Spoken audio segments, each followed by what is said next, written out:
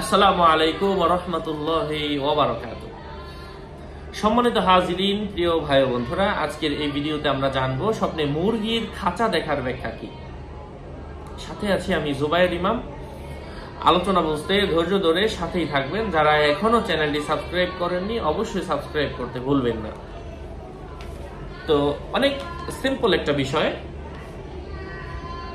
মুরগির খাঁচা দেখা এটা তা নিজের ঘরকে বোঝায়।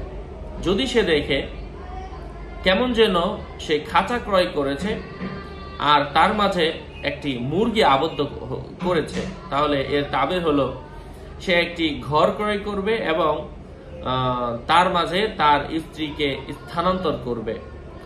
আর যদি খাঁচা তার মাথায় রাখে আর সেটা নিয়ে বাজারে ঘোরে, তাহলে এর তাবির হলো সে তার ঘরকে বিক্রয় করবে এবং এ ব্যাপারে তার বিরুদ্ধে অনেক সাক্ষীদাতা সাক্ষী দিবে। সাথে সাথে আজকে আমরা এই ভিডিওতে জেনে নিব স্বপ্নে দাড়িপাল্লা দেখার ব্যাখ্যা কি। প্রত্যেক ওই ব্যক্তিকে বোঝায় মানুষকে যার অনুগত করা হয় আর যার কারণে তারা হেদায়েত পায়, যেমন বিচারক, আলেম, বাদশাহ অথবা আল কুরআনুল কারীম। কখনো দাড়িপাল্লা স্বপ্নে দেখা ন্যায়পরায়ণতা বুঝিয়ে থাকে। বলা হয় দাড়িপাল্লা সোজা হওয়া বিচারকালের ন্যায়পরায়ণতা বোঝায় আর পাল্লা বাঁকা হওয়া তার অত্যাচারকে বোঝায়।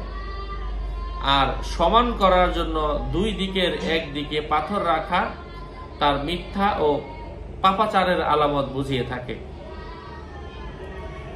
যদি দেখে সে পয়সা পরিমাপ করছে, তাহলে এর তাবির হলো সে মিথ্যা সাক্ষীর মাধ্যমে সফর করবে।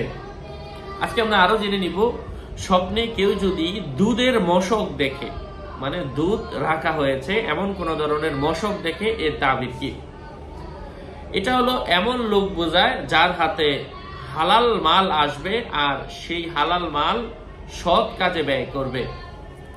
আজকে আমরা আরো জেনে নিব চামড়ার বিছানা দেখার ব্যাখ্যা কি। চামড়ার বিছানা এটা কোনো পুরুষ মানুষকে বোঝায়, কেননা তা মূল বিছানার উপরে থাকে আর মূল বিছানাকে ময়লা থেকে আত্মরক্ষা করে, মানে ময়লা থেকে রক্ষা করে।